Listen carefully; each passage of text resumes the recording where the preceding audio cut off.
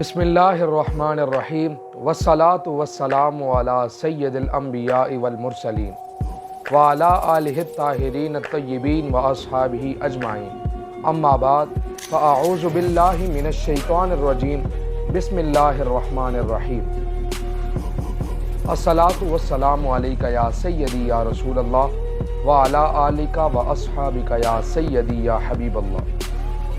آج کا جو میرا موضوع ہے جس پر میں نے لب کشائی کرنی ہے وہ ہے حضور علیہ الصلوۃ والسلام کا نام نامی اسم گرامی۔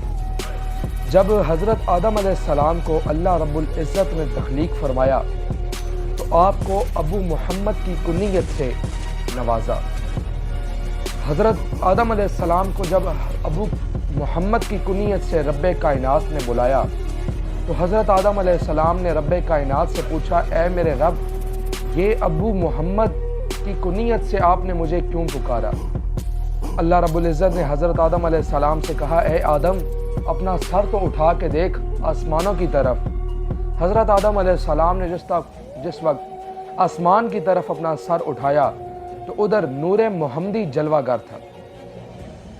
حضرت آدم علیہ السلام نے اللہ رب العزت سے پوچھا، اے میرے پیارے رب، یہ نور کس چیز کا ہے؟ اللہ رب العزت نے ارشاد فرمایا کہ اے آدم، یہ میرے محبوب، میرے پیارے محبوب کا نور ہے جس کو میں آپ کی اولاد میں سے پیدا کروں گا، جس کا نام آسمانوں پر احمد ہوگا اور زمین پر محمد ہوگا۔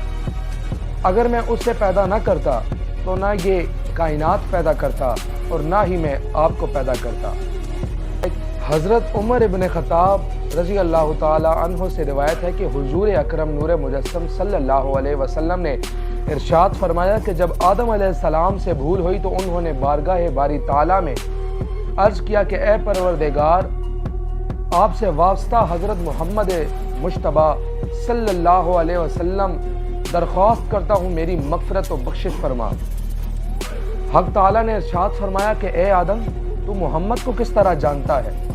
حضرت آدم علیہ السلام نے ارشاد فرمایا کہ یا رب کائنات، جس ٹائم آپ نے مجھے تخلیق فرمایا اور میرے اندر آپ نے جس ٹائم روح پھونکی تو میں نے آسمان کی طرف نظر اٹھائی تو ادھر لا الہ الا اللہ محمد الرسول اللہ میں نے پڑھا، سو میں نے معلوم کر لیا کہ آپ نے اپنے نام پاک کے ساتھ ایسے ہی شخص کے نام کو ملایا ہے جو آپ کے نزدیک تمام مخلوق سے زیادہ پیارا ہوگا۔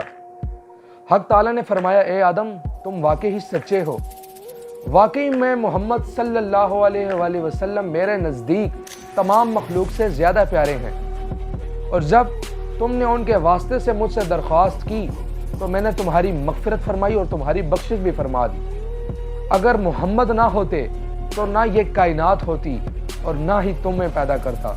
اللہ رب العزت سے دعا ہے کہ اللہ تعالی ہمیں بھی حضور اکرم صلی اللہ علیہ وآلہ وسلم کی محبت اور آپ صلی اللہ علیہ وآلہ وسلم سے عشق کرنے کی توفیق عطا فرمائے، آپ کی تعلیمات پر عمل کرنے کی توفیق عطا فرمائے۔